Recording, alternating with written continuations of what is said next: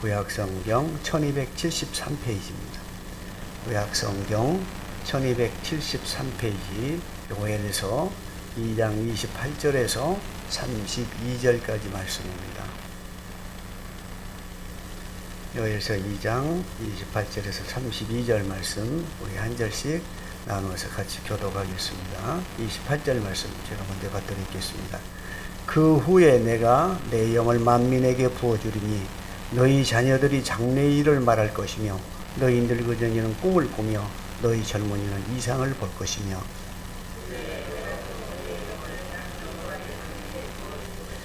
내가 이적을 하늘과 땅에 베풀리니 곧 피와 불과 연기 기둥이라.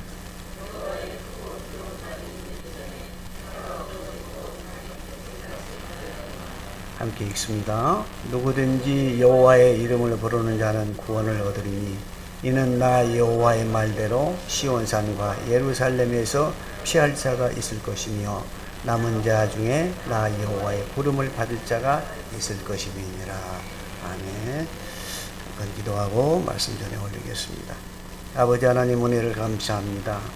오늘도 저희들 주인 전에 불러주시고 말씀을 통하여 빛과 은혜 나눌 수 있는 귀한 시간 주신 것을 감사합니다. 말씀을 통하여 마지막 시대의 징조를 우리가 깨달을 수 있게 하여 주시고 우리가 무엇을 어떻게 할 것인가 깨어 기도하는 자로 세워주시옵소서. 우리의 믿음의 기도가 우리의 믿음의 확신이 주님으로부터 의롭다 인정함을 받을 수 있는 우리 성도님들 다 되게 하여 주시고 말씀을 통하여 우리의 믿음이 더욱더 확실하여지고 시대를 바라보는 영의 눈이 열리는 귀한 시간 되게 하여 주옵소서. 날씨가 여러 가지로 무덥습니다. 우리의 육신의 건강들을 잘 지켜주시옵소서. 성도님들 한 분 한 분 한 가정 한 가정을 붙들어 주시고 주님께서 은혜 내려주셔서 이 무더위를 은혜 가운데 잘 지내도록 도와주옵소서. 여러 가지로 육신의 질병 가운데 있는 사랑하는 우리 성도님들 이 시간 주님의 치유의 강선을 비춰주셔서 치유함을 얻게 하여 주시고 육신의 질병을 털어버리고 주님 전에 나와서 함께 기쁨으로 예배드리는 시간이 속히 오도록 역사하여 주옵소서. 감사하고 예수님 이름으로 기도 올리옵나이다. 아멘. 감사합니다. 오직 예수님밖에 없습니다. 우리 한번 인사합시다. 오직 예수님밖에 없습니다. 다시 한번요. 오직 예수님밖에 없습니다. 예, 감사합니다. 날씨가 많이 덥죠? 이제 장마가 끝나니까 더위가 그냥 밀려옵니다. 그래서 우리만 겪는 것이 아니고 이 땅에 있는 모든 사람들이 다 겪는 더위에 대한 시달림입니다. 기도하시고 은혜 가운데 건강하게 잘 지내실 수 있기 바랍니다. 그리고 또 수술 중에 있는 수술 가운데 있는 우리 권사님이나 또 미국에서 수술 아마 받으셨는지 모르겠습니다만은 선교사님 위해서 기도해 주시고 우리가 합력하여 기도하면 반드시 하나님께서 응답하시고 이루신다고 그랬습니다. 마태복음 18장 19절 말씀에도 땅에서 두 사람이 합심하여 기도하면 하늘에 계신 너희 아버지께서 들으시고 이루신다. 그렇게 말씀해 주셨습니다. 우리는 언제나 성경 말씀을 기준으로 해서 또 말하고 생각할 수밖에 없습니다. 또 그렇게 믿어야 되고 그렇게 믿는 자에게 현재적 삶 속에서 기적의 체험을 또 느낄 수도 볼 수도 있습니다. 그렇기 때문에 말씀을 믿고 말씀의 근거에서 기도하고 믿으면 하나님께서 그대로 이루어 주실 줄 믿습니다. 오늘 요엘 말씀은 우리가 사도행전 2장 17절에부터 21절 말씀까지도 반복되는 그러한 말씀이고 잘 아는 그런 내용의 말씀들입니다. 그러나 우리가 잘 아는 말씀도 또 반복하면 또 은혜가 되죠. 그래서 한번 같이 생각해 보자는 의미에서 오늘 본문 말씀을 선택했습니다. 요엘 선지자는 유다의 요아스 왕 때 활동했던 그런 선지자입니다. 호세아 선지자와 같이 활동했던 그런 선지자였습니다. 호세아 선지자는 현재적인 하나님의 심판 그것에 대해서 얘기를 하고 있는데 요엘 선지자는 앞으로 성령을 부어줘서 미래에 올 그러한 그 심판에 대해서 여호와의 날이라고 그렇게 표현을 하고 있습니다만은 그것에 대해서 요엘 선지자는 얘기하고 있습니다. 다시 말씀드려서 호세아 선지자는, 요엘서 앞에 있는 호세아 선지자는 현재적인 심판, 하나님의 심판에 대해서 얘기를 하고 있고, 요엘 선지자는 먼 훗날에 있을 심판, 마지막 날의 심판에 대해서 예언을 하고 있다, 이렇게 말씀을 드릴 수가 있겠습니다. 그래서 요엘 선지자는 먼 훗날에 있을 그 심판의 과정에 하나님께서 성령을 만민에게 부어주신다. 남녀노소 빈부 귀천 모든 사람에게 막론하고 부어주실 것이다. 그 부어주는 성령을 받아들이고 참 믿음으로 나아가는 자는 하나님의 구원을 받을 것이다. 이러한 자들이 남은 자들이다 하는 그러한 내용의 흐름이 오늘 본문 내용의 말씀입니다. 그래서 본문 내용의 말씀은 구원에 관한 그러한 그 내용의 말씀인데, 오늘 제목을 하나님의 구원 이렇게 잡아봤습니다. 그래가지고 하나님의 구원은 어떻게 이루어지는가 하는 것을 세 가지로 나누어서 생각하면서 우리가 은혜를 나누고자 합니다.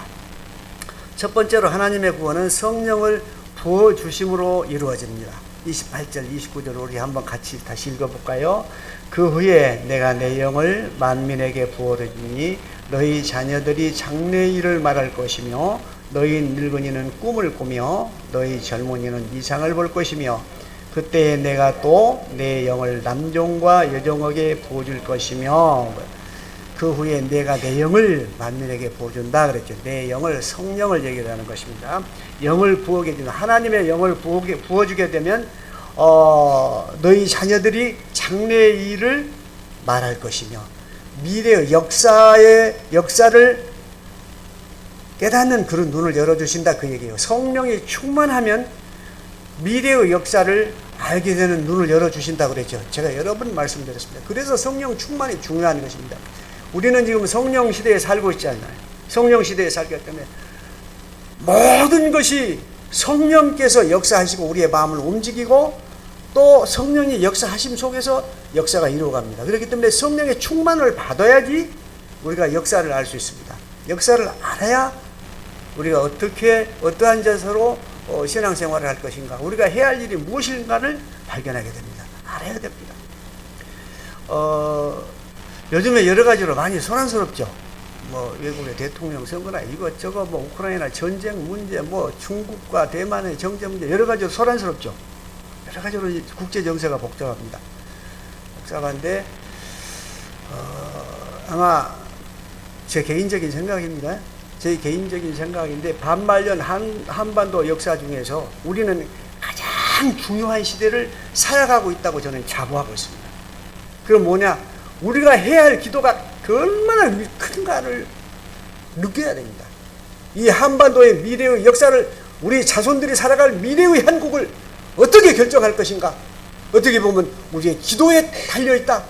이렇게 책임감을 느껴야 됩니다. 여러 가지로 미래학자들이 얘기하는 걸 자주 말씀드립니다만은 1500년 전에 지배했던 고구려의 땅들, 저 만주 일대, 그리고 그 뒤에 있었던 발해 약 180년 동안 존재했던 그런 나라죠. 만주 일대와 러시아 극동 지역을 지배했던 그런 나라들, 이런 나라들이 그 역사가 다시 2050년대가 되면 다시 복귀가 될 것이 아닌가, 그런 생각들을 많이 해봅니다. 그런 제 얘기가 아니고 미래학자들이 예언하는 예언을 종합해서 드리는 말씀입니다. 그러니까 얼마나 우리가 젊은이들을 위해서 기도해야 되고 국가와 민족을 위해서 기도해야 할지 모릅니다. 어떻게 보면 그것이 현실적으로 만주 일대와 두만강 일대에 생명을 걸고 활동하는 우리 선교사님들 얼마나 많을지 모릅니다. 이름도 빛도 없이 현지에서 잡히면 죽음을 각오하고 선교하는 우리 선교사들이 있습니다. 그들을 먼저 보내서 복음의 영역을 개척하고 있는 것은 아닌가, 하나님의 역사는. 그래서 우리는 성령의 충만함을 구해야 되고, 그 성령의 충만함 속에서 이 나라에 보여줄 미래의 역사를 우리는 눈으로 봐야 됩니다. 영적인 느낌이 있어야 됩니다. 그리고 그것을 위해서 기도해야 됩니다. 우리가 이 땅에 뭐 많이 사시는 분은 또 오래 사시겠지만 100세 넘게 사실 분이 별로 없잖아요. 그렇게 봤을 때 우리 뒤에 따르는 우리 자녀들, 우리 손주 손녀들 따라 살아갈 이 땅, 이 한반도의 조그만 영토뿐만 아니라 저 만주 일대, 저 극동 지역에 나가서 살아갈 그들을 바라보면서 기도해야 되지 않겠습니까? 그리고 복음으로 그 길을 되찾아야 되지 않겠습니까? 저는 그 어려서 중학교를 다닐 때 그런 꿈을 가졌던 적이 있어요.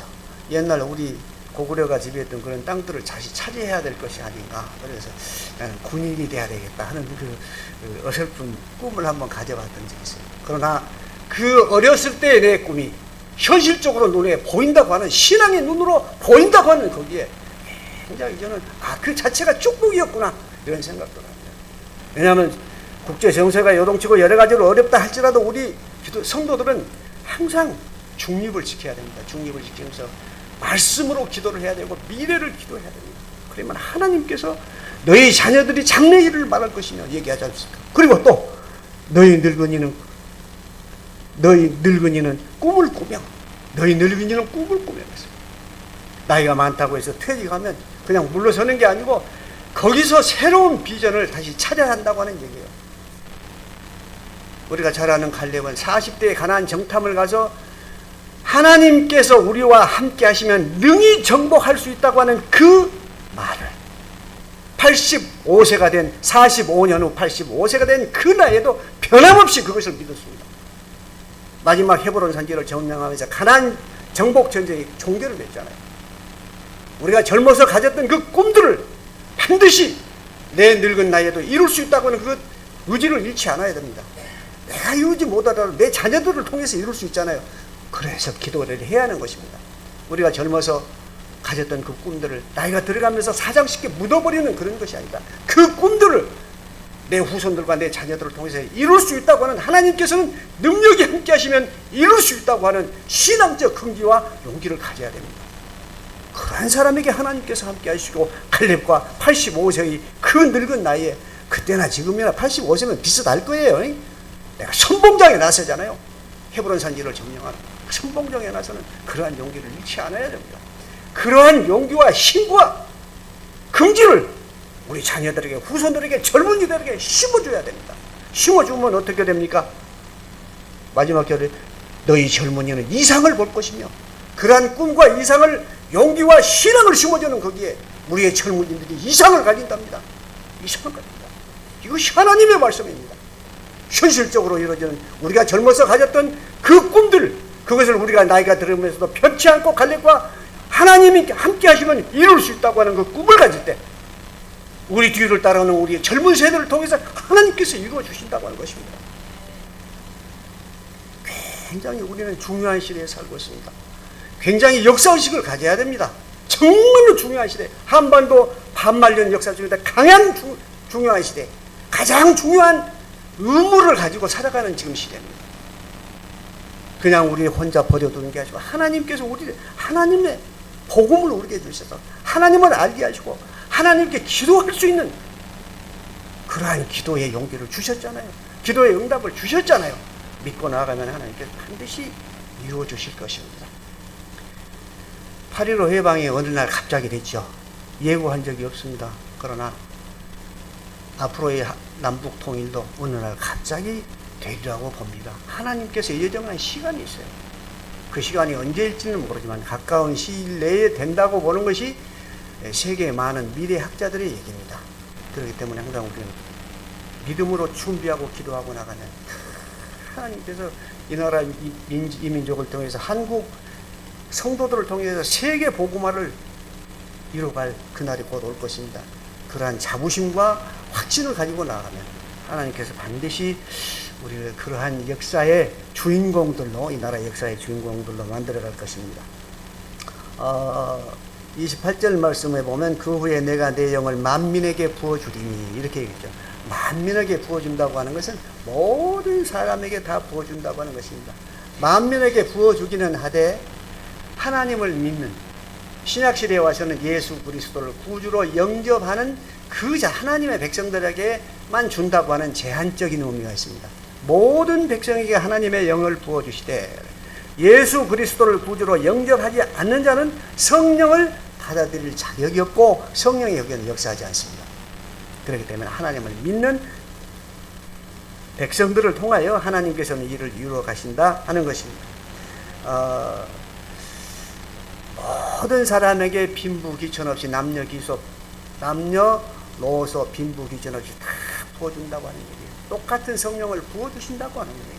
똑같은 성령을 부어주시되 우리에게 각자에게 주신 은사가 있습니다. 우리가 잘하는 것이 있어요. 그 은사를 따라서 하나님께서 일을 이루어 가신다 하는 것입니다. 그렇기 때문에 항상 은사를 가진 사람은 자기 은사가 있으면 겸손해야 되고, 또 다른 사람의 은사가 있으면 그 은사도 높여줄 줄 알아야 되고, 그러므로 합력하여 선을 이루게 됩니다.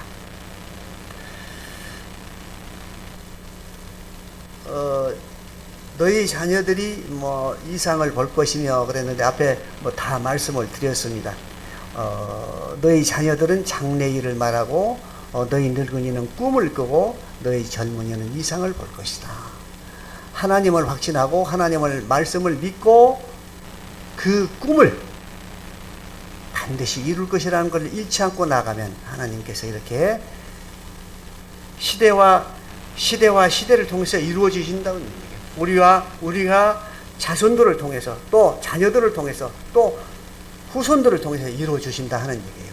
하나님의 약속을 믿고 나아가는, 꿈과 이상을 잃지 않고 나아가는 백성들에게는 반드시 이루어주신다. 내 당대에 이루어지지 않더라도 내 자녀들, 후손들을 통해서 이루어주신다 하는 그러한 의미의 내용의 말씀입니다. 그 다음에 하나님께서는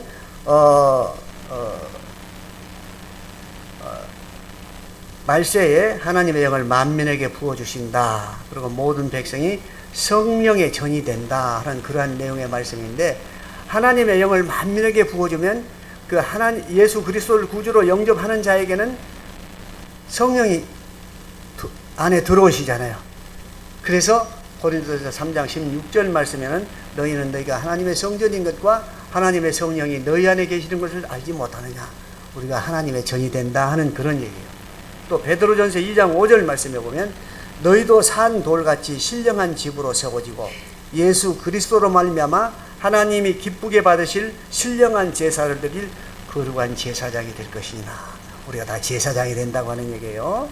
이어서 베드로전서 2장 9절 말씀에 보면 그러나 너희는 택하신 족속이요 왕같은 제사장들이요 거룩한 나라요 그의 소유가 된 백성이니 이는 너희를 어두운 데서 불러내어 그의 기이한 빛에 들어가게 하신 이의 아름다운 덕을 선포하게 하려 하십니다. 아름다운 덕, 그것은 복음을, 하나님의 말씀, 복음을 얘기하는 것입니다. 생명을 구원하는 복음의 말씀.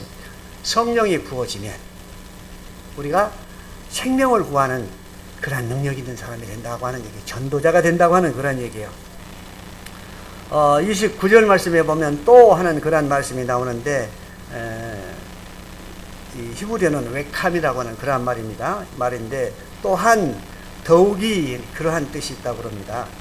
또 29절 말씀은 앞에 28절에 있는 말씀을 그대로 받는 그러한 말씀으로 받는다. 이렇게 칼빈은 얘기를 하고 있습니다. 성령의 부음을 받은 것은 사회적 어떤 신분이나 또는 조건이 없음을 의미하지만은 성령을 받는 사람들, 좀 전에 말씀드렸잖아요. 하나님의 백성들로 제한된다. 성령의 부음을 받는 사람은 하나님의 백성들만이 받을 수 있다. 믿지 않는 사람은 받을 수 없다 하는 그런 얘기입니다. 그 성령을 받은 사람들, 믿는 하나님의 백성들이 큰 역사를 이루어간다 하는 것입니다. 두 번째로 하나님의 구원은 이적을 베푸심으로 우리에게 알려주십니다. 30절부터 31절 말씀까지 우리 한번 같이 읽어보실까요? 내가 이적을 하늘과 땅에 베풀리니 곧 피와 불과 연기 기둥이라. 여호와의 크고 어두운 날이 이르기 전에 해가 어두워지고 달이 핏빛같이 변하리니. 이렇게 됐습니다. 요거는 그 마지막 때에 일어날 천재지변, 자연 환경의 변화, 이런 것들을 얘기를 하고 있습니다. 피와 불이라고 하는 것은 심판을 묘사하는, 심판을 상징하는 그러한 용어로 우리가 성경 말씀에서 자주 사용이 됩니다. 이러한 것들을 구체적으로 몇 군데의 말씀을 좀 살펴보면, 누가복음 21장 11절 말씀에는 곳곳에 큰 지진과 기근과 전염병이 있겠고, 또 무서운 일과 하늘로부터 큰 징조들이 있으리라. 많이 느끼죠? 질병, 전염병, 또 하늘의 큰 징조, 기상이변 많이 느끼죠? 피부로 느끼겠죠? 누가복음 21장 11절 했습니다. 그 다음에 이사야 29장 6절 말씀에는 제가 읽어드릴게요. 만군의 여호와께서 우레와 지진과 큰 소리와 회오리 바람과 폭풍과 맹렬한 불꽃으로 그들을 징벌하실 것인지. 이것도 나타나는 현상들이죠. 번개가 뭐 얼마 전에는 여수에 있는 공단에서는 하루에 뭐 1000번인가 쳤다고 했죠. 우레가. 과거에는 없었던 일입니다. 이런 것들이 일어나고. 그 다음 마가복음 13장 8절 말씀에 보면 민족이 민족을, 나라가 나라를 대적하여 일어나겠고 곳곳에 지진이 있으며 기근이 있으니 이는 재난의 시작이라. 전쟁과 기근과 재난 시작이다. 다 있는 현재 지금 우리가 현재적인 삶 속에서 다 일어나고 있는 일들이죠. 마지막이 이미 시작됐다. 종말이 시작이 됐다 하는 그러한 얘기예요. 31절의 말씀에 보면 여호와의 날이라는 그러한 말이 나오죠. 여호와의 날은 심판의 의미와 두 가지 의미를 가지고 있습니다. 믿는 자들에게는 구원의 날이요, 믿지 않는 자들에게는 심판의 날입니다. 그러니까 여호와의 날은 마지막 날인데 두 가지 의미를 가지고 있다 하는 것입니다. 마지막 날이 되면 여러 가지 천재지변이 일어나고 있다는 것이 마태복음 24장 29절부터 31절까지도 나와 있습니다. 거기는 우리가 한번 찾아봅시다. 마태복음 24장 보면 마지막 때가 징조가 많이 나와 있죠. 마태복음 24장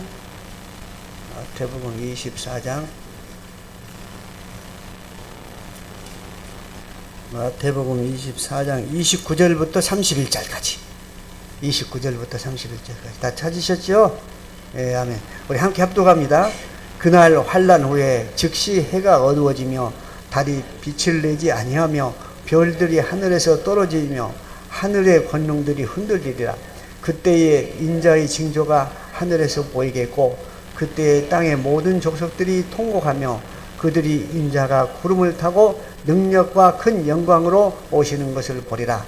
그가 큰 나팔 소리와 함께 천사들을 그들이 그의 택하신 자들을 하늘 이 끝에서 저 끝까지 사방에 모으리라. 마지막 때가 되면 이제 해가 변하고 천재지변이 변하고 다 질서가 깨진다고 하는 것이, 그때 예수님께서 구름을 타고 다시 오신다. 사도행전 1장 11절 말씀에 보면 그렇게 나왔죠. 너희 가운데 하늘로 올리신 이 예수는 너희가 본 그대로 다시 오리다. 구름을 타고 다시 오리다. 하늘의 질서가 변한다고 그랬습니다. 앞으로는 이제 2050년대가 넘어지면 지상의 전쟁은 거의 끝이 나고 우주에서 전쟁이 일어난다고 그러잖아요. 우주에서 전쟁이, 다시 말씀드려 종말의 끝이 하늘이 변한다고 하는 얘기예요. 우주 전쟁이 일어난다고 하는 얘기예요. 이러한 것들이 이미 말씀에 다 예언이 되어 있습니다. 벌써 몇천 년 전에 이런 것들이 예언이 되어 있어요. 그래서 이 성경 말씀은 하나님께서 성령의 감동을 주셔서 사람들이 그러한 말씀이다, 하나님의 말씀이다, 이렇게 생각하는, 그렇게 되는 것입니다. 생각한다는 게 아니라 당연히 또 그렇습니다. 제가 말씀을 잘 못 드린 거예요. 그래서 하나님의 말씀은 귀중한 능력이 있습니다. 우리가 정말로 그래서 하나님의 말씀을 대할 때 늘 기도하면서 성결한 마음으로 기도하면서 하나님의 말씀을 묵상하고 기도하면 그 말씀 가운데서 능력을 얻습니다.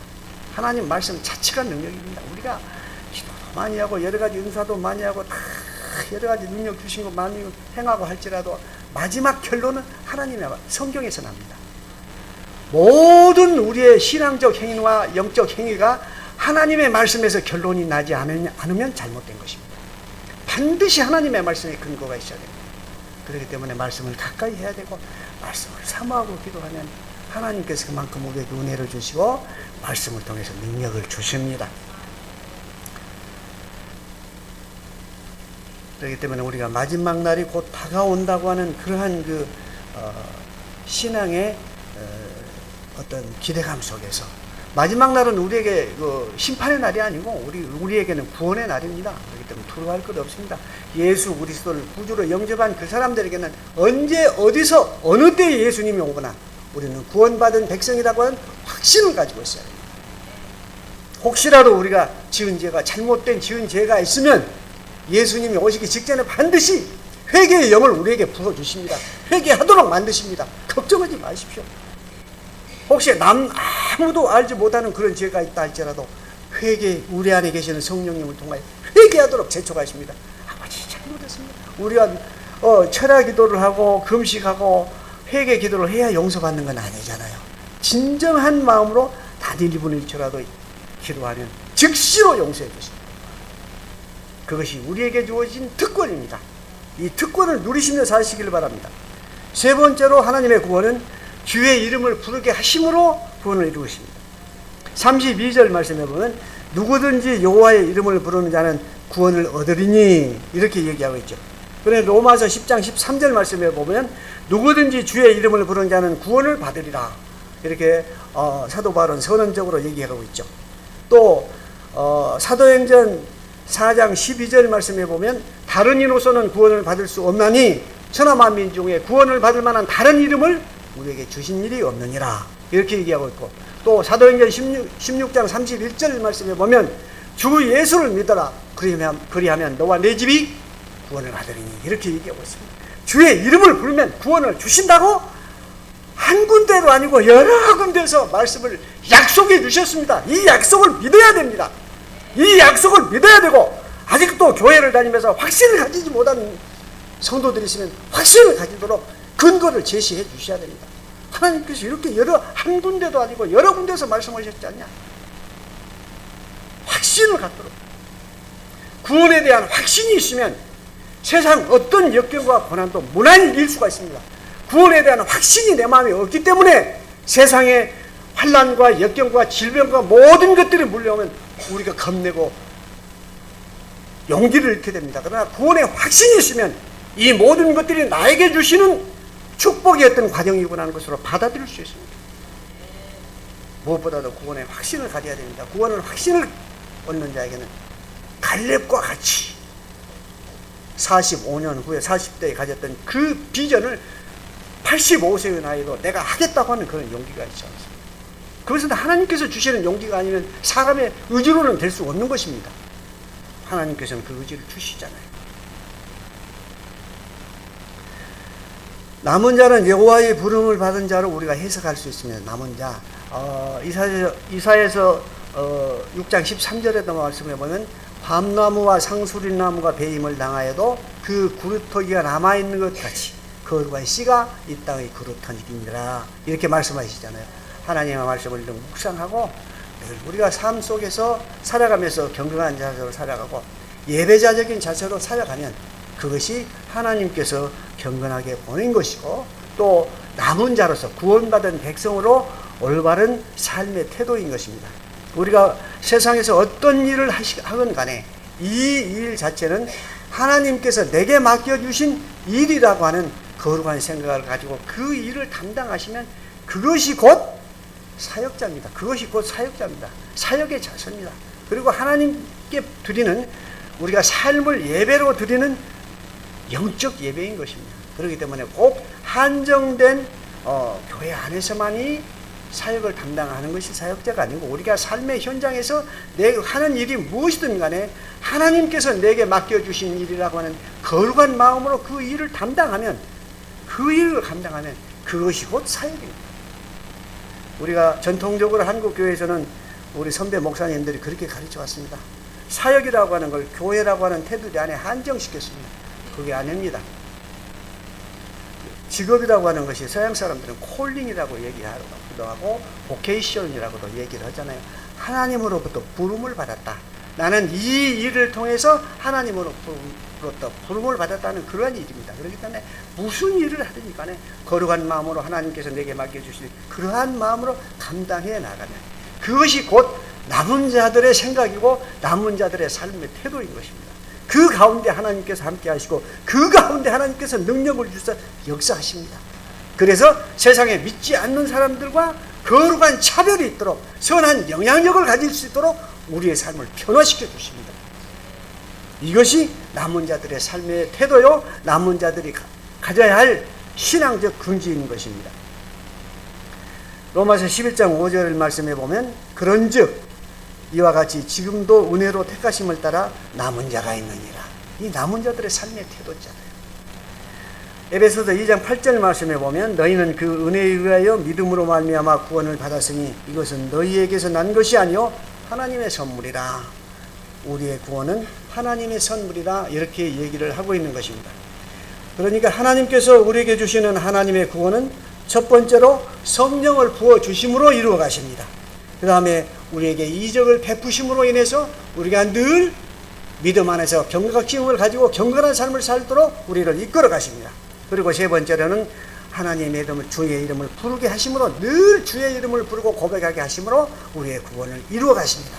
이러한 우리의 구원을 은혜로 베풀어 주시고 혼자 지켜가도록 하시는 게 아니고 하나님께서 성령을 부어주셔서 늘 우리를 경건한 삶을 살아가도록 이끌어 주시고 우리 안에 계신 성령님이 늘 우리를 힘과 능력과 지혜를 주셔서 영원한 구원을 가도록 이끌어 주십니다. 그 하나님이 천지를 창조하신 우리 하나님, 곧 우리 아버지 되십니다.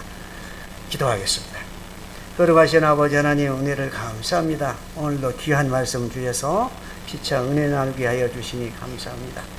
우리의 구원을 이루어 가시는 하나님께서 우리 안에 성령을 주셔서 늘 우리를 이끌고 가시고 우리를 선한 삶을 살게 인도하신다고 하는 것을 믿게 하여 주시고, 담대한 믿음으로 구원의 확실한 소망을 가지고 담대한 믿음으로 세상을 이겨나가는 우리 성도님들 다 되도록 은혜 내려 주시옵소서. 예수님의 이름으로 기도하옵나이다.